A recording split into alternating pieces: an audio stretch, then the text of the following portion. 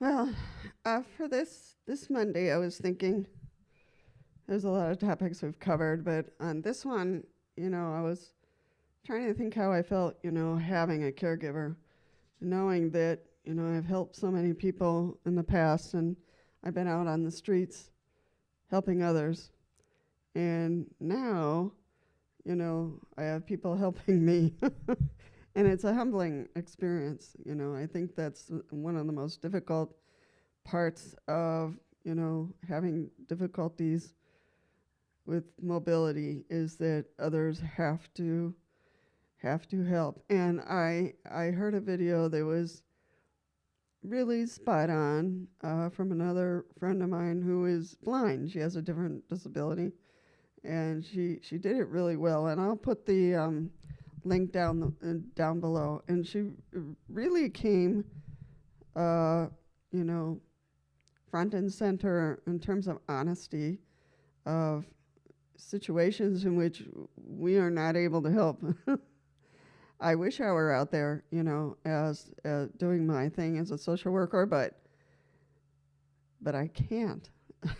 I can't continue to work in the streets. So, and my condition goes up and down. So some days I'm okay and I can do a little bit more, and some days I'm completely down, and it's nerve-wracking. It's annoying, and I hate it. But I have caregivers here that'll help me out and bring me lunch or whatever needs to happen.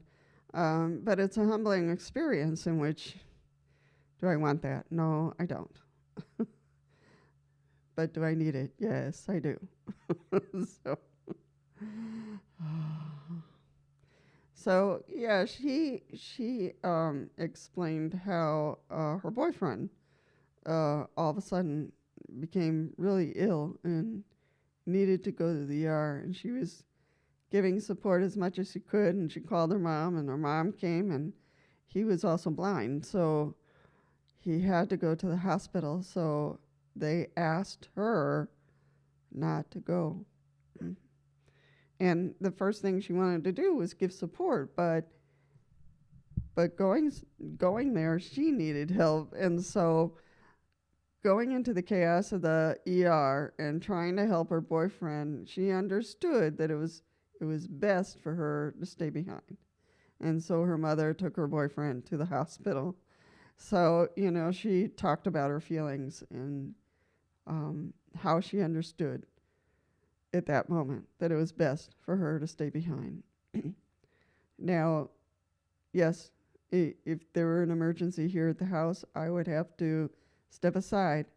I might be able to verbally give some guidance to whoever was handling the situation.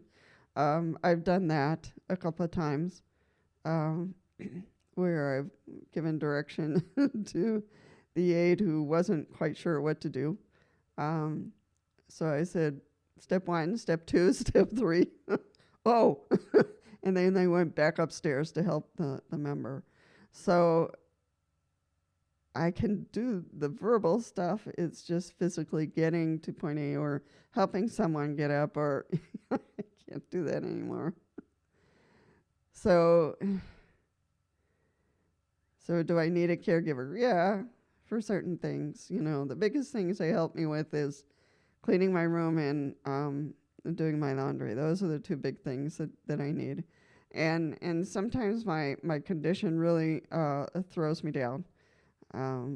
Part of my condition is fibromyalgia, so the fibromyalgia will, come up and slap me down.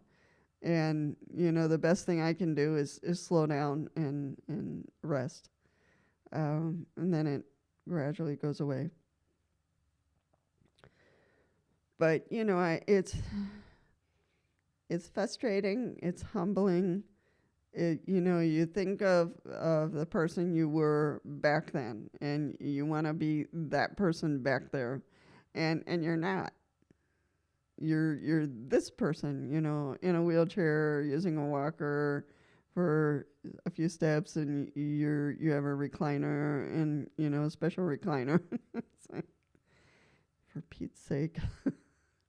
The other day, I was talking to my to my physical therapist, about problems getting into bed, and they took my bed anyway because I wasn't using it because I was hurting myself. I thought, why am I hurting myself trying to get into bed? This is not working. So we decided to just move the bed out and put it in a room that we needed, for upstairs. And but my therapist said, no, hey, when you're ready, when you want to, I can order it. I understand exactly what you're talking about. So, anybody can order it. Your primary care doctor can order it. I can order it, or Dr. McGuire can order it, So there's quite a few people who can order it, and the insurance will jump in to help. So we'll see. I have a meeting next week to talk to the staff here about that. So so that we'll work it through. I think that I always look for options. My physical therapist was enthusiastic and understood the bed problem. So that might be the better option. I was looking for a bed in the box, to go cheap, but the staff here are probably going to tell me, no, don't go that route. You don't have to go that route. Because I really do want to lie down sometimes. I really want to lie down in a regular bed. There's something emotional about it where I can really stretch out. And it feels good, and sometimes when I'm in a lot of pain, I would like to lie down and be able to move around, wiggle around a little bit. In my recliner, I can't do that. Excuse me.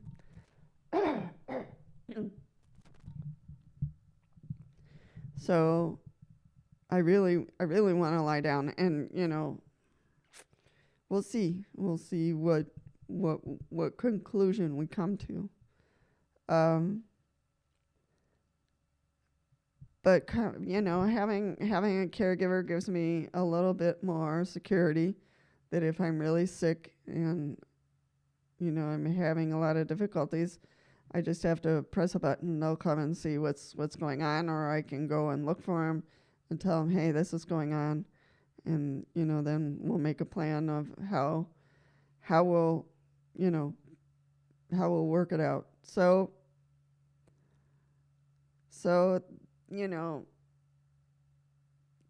there is a safety factor in it sometimes. So yeah, I have more than I need, but I'm safer in the arrangement. I know that some people just don't want to deal with the rules and regulations, and I just don't stress myself about that. The rules can be bent a little bit. Sometimes they can adapt to you rather than you adapting to the rules. So, people get concerned about, I don't want to go to assisted living because then there's all these rules and blah, blah, blah. But, rules are made to be broken for me. I'm one of those who I just say, rules will be made to be broken. If you give me rules, I'm going to break them. And I have a few times. And they get a little mad at me, but it's like, but anyway, and again, for me, having a caregiver is a safety factor. It is humbling, but it is very helpful. So if any of you are just, on the teeter-totter of, do I go to assisted living? What is it like? And I've talked a little bit about that already, and you just have to know that there's rules. Yeah, of course. But, once they get to know you, once they get to trust you, once you get to trust them, then things, will even out. So can you drive? Yeah, of course you can drive when you're there. Can you go to your garage and do XYZ? Yes, you can. Can you go to your grandmother's house and be, well, yes, you can. I go out, I just signed up for the county service, and because I can't drive. I shouldn't be driving. But anyway, I just, the county service will pick me up and take me anywhere. So it's not only medical. I know some counties, some states just have it, the county vans for medical needs only. And it's not right. It really isn't. But, here in our county, we're very lucky. The vans will take us anywhere. So, and I can come back as long as I sign back in. So I don't care where I go. But anyway, I just wanted to share that about, having a caregiver. And, it's humbling. And I know that sometimes I have to step out of the way, or they have to step in with me. But otherwise, I'm pretty independent. So any questions about that, let me know. And maybe we can have an open discussion about having caregivers someday. Anyway, you know what to do with this. Check out the videos down below, and I'll see you in the next one.